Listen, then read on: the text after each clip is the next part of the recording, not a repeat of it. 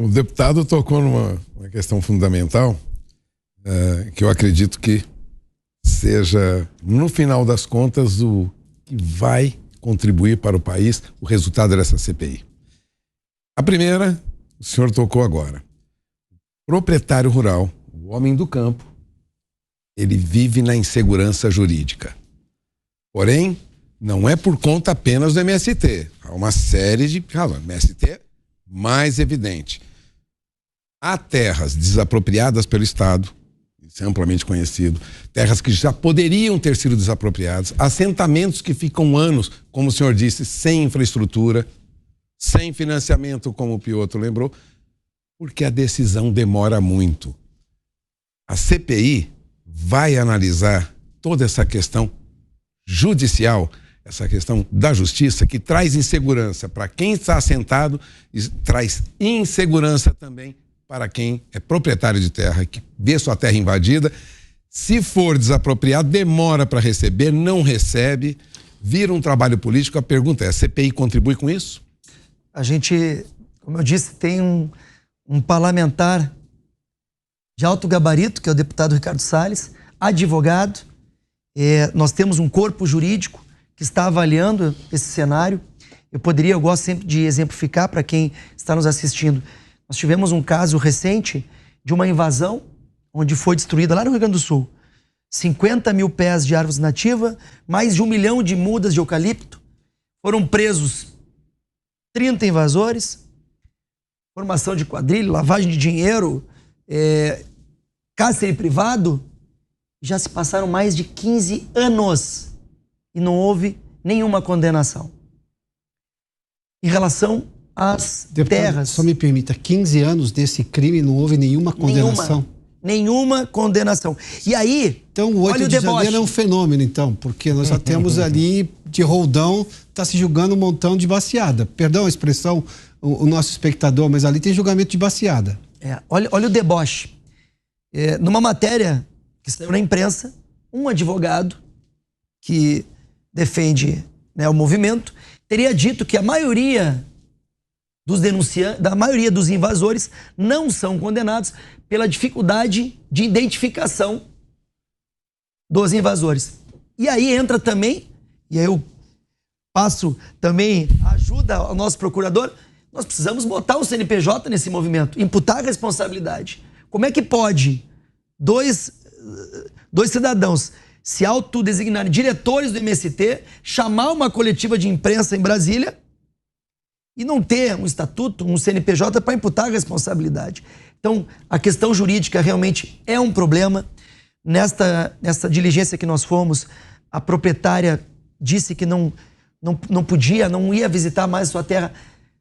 Quase 2 anos que ela não visitava. Eu vi presencialmente o caminhão dela totalmente destruído.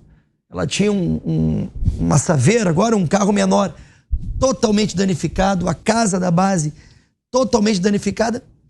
Mas e aí? O que a gente faz, Piotr? Entra a questão da segurança jurídica.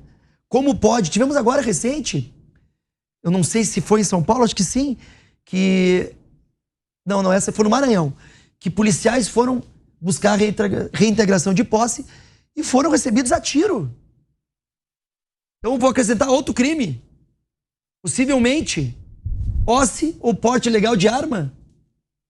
Sem contar os crimes ambientais lá no Rio Grande do Sul. E atirar na polícia, o crime tem agravante, né? Isso é simples, né? Estamos falando de uma força do Estado que foi cumprir uma determinação judicial.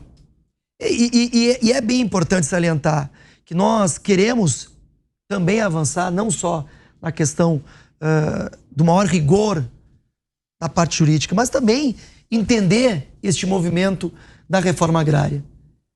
Nós queremos realmente possibilitar com infraestrutura, com assessoramento técnico, com eletricidade, com água potável, com saneamento. Que bom seria. O governador Caiado comentou no nosso convite que ele tem 405 assentamentos em Goiás. 24 mil famílias. Não sou eu que estou falando. Ele disse que a média de ganho por família é R$500. Ele disse, vão lá visitar. Tá todo mundo no ar-condicionado aqui. Vão visitar e vão ver as condições daquelas famílias. Pessoas passando necessidade. E o comentário, deputado Alexis, é esse. A gente não tem que comemorar famílias que entram no Bolsa Família. Nós temos que comemorar famílias que têm condições dignas de produzir, de ter o seu salário, de poder contribuir, inclusive, pagando os seus impostos, que já são elevados no nosso estado, no nosso país. Então, quais são as condições de reforma agrária? O debate é muito mais profundo. Será que esses assentamentos estão realmente trazendo aquele farol que é da produção? Será que vale a pena ficar demonizando o produtor rural, o agro? É essa a estratégia? E eu me pergunto como é que um chefe de Estado que está vendo isso não vai a público para condenar essas invasões? Será que nós temos que ter alguma morte no campo para que ele tome alguma atitude? Foi muito bem dito naquela sessão. Será que não cabe agora uma conversa? Parem de invadir. Nós temos o INCRA. Vamos trabalhar com o próprio organismo que o governo está incluso. Eu não consigo entender, Piotr, como nós temos menos invasão no governo Bolsonaro, que era, teoricamente, a oposição por parte deles, mas que entregamos mais de 400 mil títulos rurais.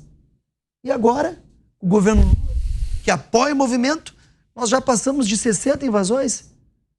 Mais que todo o período dos 4 anos. Alguém me explique. Eu não consigo entender.